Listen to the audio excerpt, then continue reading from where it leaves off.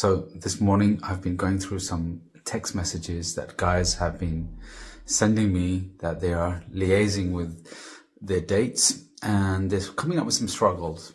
Text messaging is a great way to figure out where some of your fractures lie. So where does your nerve fracture show up, which is getting very anxious in the text messages when you're trying to force things to happen? Where does the ego fracture show up? The ego is all about trying to be impressive, trying to validate, look for approval. The emotional fracture shows up in text messages. It shows a lot of codependency and neediness.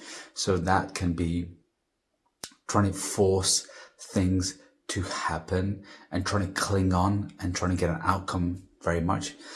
Sexual fracture, that can also show up in text messages where you're afraid to take it to the next level, so you play it safe.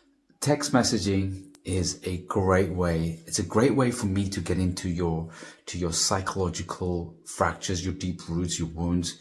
It really helps me to show and then helps my clients really navigate where they need to work on and where they need to maneuver.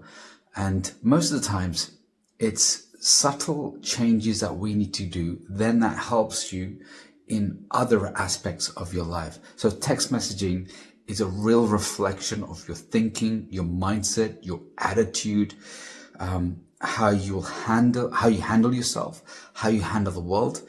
It's also a great insight the way you communicate. Now, most guys, when they do communicate on text messages, it tends to be quite logical. It tends to be quite matter of fact. Now, nowadays, guys really need to improve their texting game because a lot of the world is communicating over text. Texting has just become like the norm. It is easier to text than it is to pick up the phone and speak to someone. I know the old school gentlemen and women will like to have conversations, but the norm now is text messaging. So therefore, your texting game really has to be on point. It's got to make sure that your texting shows empathy. Your texting must also show that you're not forcing things, rushing things, and it's not too boring and bland and matter of fact and to the point. Texting must have some flavor. It must be seductive. The words must dance and there must be a bit of back and forth. I mean, you don't want to spend too much time on texting because you want to take the texting and then get to the real world.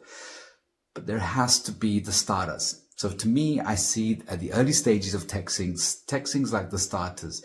It entices the person in. It gives them a bit of a flavor of what's to come. And the main dish is the date. That's when you have the real depth, the flavor, that's where you get to really see each other. Texting is such a vital game that you have to improve. Texting is all about communication. It's about principles. It's about boundaries. All of these psychological, I would say, limitations, they all show up in text messaging. This is why I love to go through text messages step by step and analyze what's going on. Because usually you will see there'll be a lot of hidden things in text messages that you will never ever would have found out by watching endless YouTube videos or by guessing. So stop guessing, get into the blind spots, get a professional, someone to help you dissect how you're texting. Because when you start improving your texting capacity, your game, then you start improving more better connection, better communication, and you are less avoiding conflict, avoiding embarrassment, looking foolish. All of these things play a huge part. So if you want me to analyze, if you want me to go through some of your text messages, just send me a message and say, Faisal, I've got some text messages. This is not going where I want it to go. Can you help? I'll give you some feedback. Most guys won't take this on because they're afraid their ego fracture then will kick in. They'll go to stage red and it'll be like, well, you'll see my flaws or you'll see how bad and terrible I am. Hey, everybody is terrible. Everybody is clumsy and messy at the beginning of anything they want to endeavor and really succeed in. So be okay being clumsy, being okay looking like the fool temporarily, be okay with the mess. If you can be okay with that, then success will follow. I promise you that. Be okay with this.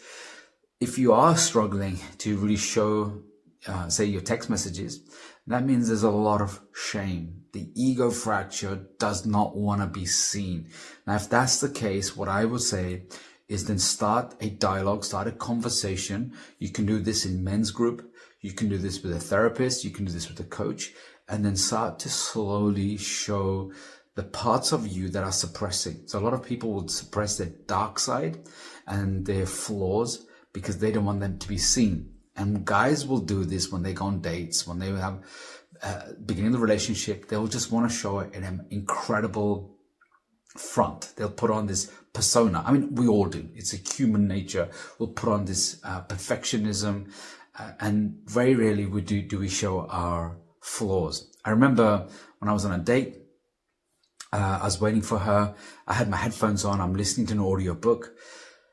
She arrives at the station, and we met before a few days ago at a party. So we had some real good fun, banter, and we got quite playful, and there was a lot of sexual attraction and connection. As soon as she arrived, I took my headphones off, walked over to her, and I went to kiss her on the cheek, and there was some awkwardness. And in my head, I'm thinking, well, we had a really good time. So why is it this awkwardness now? So as we started to carry on and we started to walk, suddenly I got a pebble stuck in my shoe, and then she just burst out laughing. And I was like, what's so funny? I know there's a pebble in my shoe. But she said, I just felt this tension about being perfect, having to get everything right.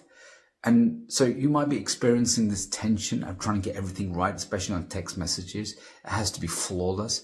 If you are that kind of person that has to make sure that everything's going to be perfect and I always got to get the results, that's when you need some support and guidance. There might be some avoidance going on. There might be some codependency going on. And definitely the perfectionist is ruining your attraction, your dates, your intimacy.